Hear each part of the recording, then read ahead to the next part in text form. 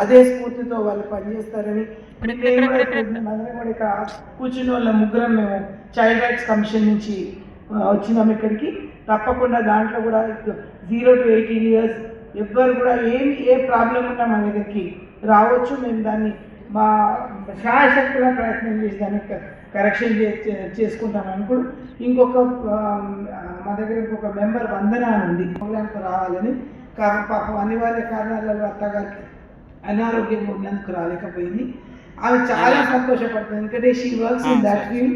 అదే ఫీల్డ్లో వర్క్ చేస్తున్నప్పుడు మీతో ఏదో సంబంధం, అవినాభావ సంబంధం వాళ్ళకు కూడా ఉంటుంది. కానీ మీరు ఎప్పుడు నిజంగా మీ ధైర్యాన్ని చూసి మేము కూడా ముందుకు పోవాలి. మాకు ఇన్ని ఉన్నా నాకు ధైర్యం ఉండదు, మీరు ఏమీ లేకున్నా కానీ మీరు ధైర్యంగా ఉంటారు. మీరు లేదని మాత్రం ఎప్పుడు అనుకోవద్దు.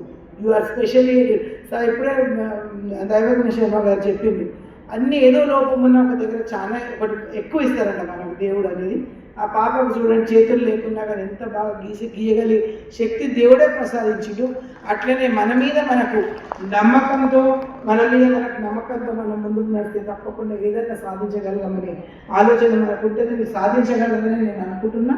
ఇక్కడికి ఇచ్చేసిన వాళ్ళందరూ మీకు ఎవరెవరైతే ఈరోజు ప్రోగ్రాంలో సహకరించిందో ముందు కూడా సహకరించాలి.